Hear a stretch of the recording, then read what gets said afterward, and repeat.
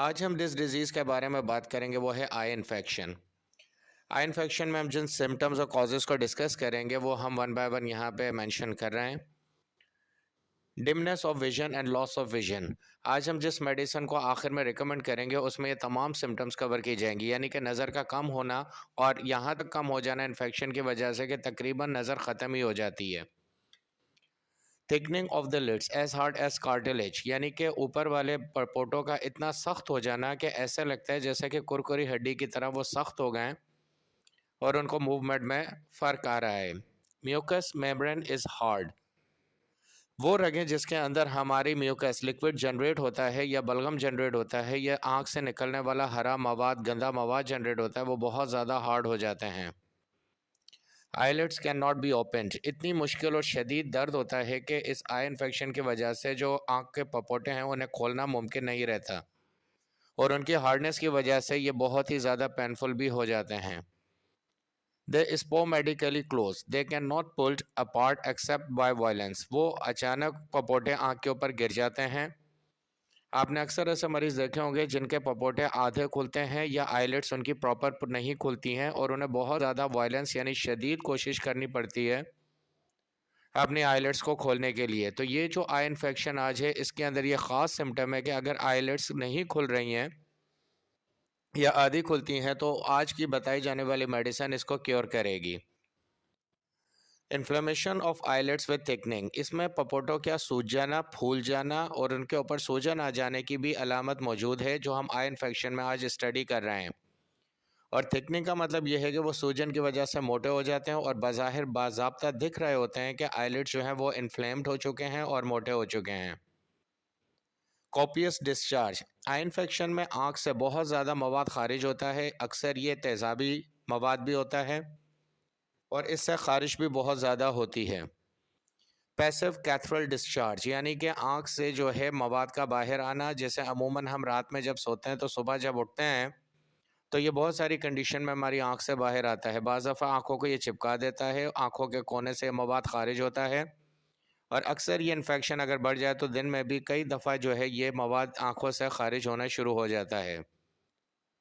Discharge thick and yellow sometimes grey, ये discharge जो आँखों से निकलता है ये गाढ़ा होता है, बाज़ दफ़ा इसका रंग पीला और बाज़ दफ़ा ये ग्रे की कंडीशन में यानी कि हरे रंग में मौजूद होता है। Tenacious mucus, sticky type mucus, ये जो म्यूकस है, जो बलगम है या जो मवाद हमारी आँख से बाहर आता है ये चिपकनदार होता है, यानी इससे आँखों की जो लिड्स हैं वो आपस में चिपक जाती हैं। इस तरह के इन्फेक्शन में जो ये हम सिम्टम्स डिस्कस कर रहे हैं आज की बताई जाने वाली होम्योपैथिक मेडिसिन इन तमाम को कवर करेंगी।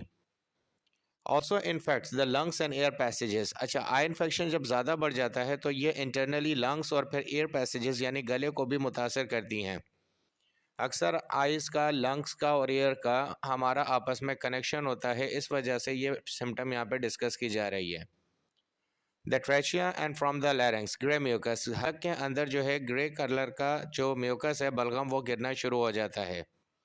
यही म्यूकस हमारी आंखों के ज़रिए से बाहर आता है। Grey mucus from the eyes, ये म्यूकस हमारी आंखों के ज़रिए से भी बाहर आता है।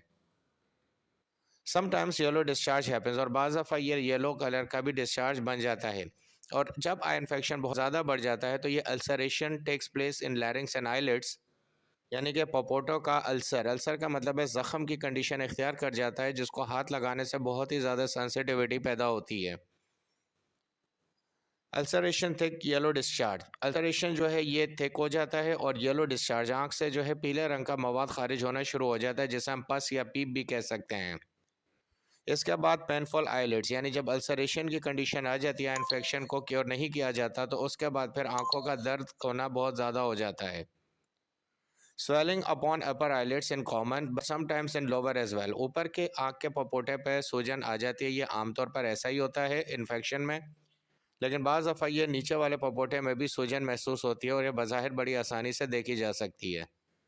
Redness of eyes, copious watery discharge, यानी कि आंखों में सुर्खी मौजूद होती है और बहुत ज़्यादा पानी खारिज होता है आंखों के ज़रिए। Too much itching need to be scratch, बहुत ज़्यादा खारिश होती है और बार बार आँख को मसलना पड़ता है और इसी की वजह से जो सूजन और इन्फेक्शन है और जो आई का अल्सर है वो मज़ीद बिगड़ना शुरू हो जाता है। Homeopathic medicines work perfectly. अब हम आपको बताएंगे होम्योपैथिक मेडिसिन्स इन तमाम तर अमराज में बहुत ही बेहतरीन तरीके से काम करती हैं। इसमें आई इन्फेक्शन को जो है वो बड़ी आसानी से क्योर करती हैं और आई इन्फेक्शन के पेन में रिलीफ पहुंचाती हैं।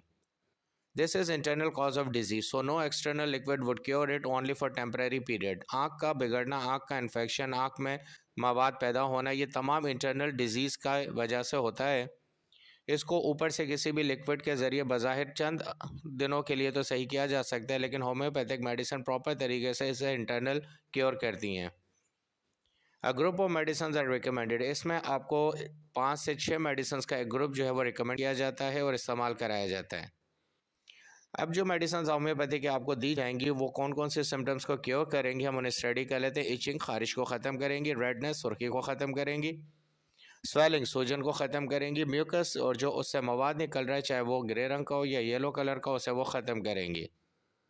Difficulty of opening upper eyelids, ये मेन सिम्टम है कि अगर ऊपर वाला पपोटा मुश्किल से ऊपर खुलता है या आधा खुलता है, उसके भी मर्ज़ को ये ख़त्म करेंगी। डिमनेस ऑफ आईसाइट, आईसाइट की कमज़ोरी को सही करेंगी। स्पोमेटिक मूवमेंट ऑफ आईलिड्स, आईलिड्स का अचानक खुलना और अचानक ऊपर चले जाने की मूवमेंट को भी सही करेंगी। और अल्टीमेटली ये पेन इन आइज, जो आंखों में दर्द होता है, उसे भी सही करेंगी। होम्योपैथिक मेडिसिन आपको इस तरह के फॉर्म में दी जाएंगी जो आप हासिल कर सकते हैं। ये मुकम्मल 2 मंथ्स का ट्रीटमेंट होगा जिसमें ये अबव जितनी भी सिम्टम्स हमने बयान किए हैं वो सही हो जाएंगी। All above mentioned symptoms would be easily cured by the medicine categorized and finalized after repertorization by Dr. Mukarram.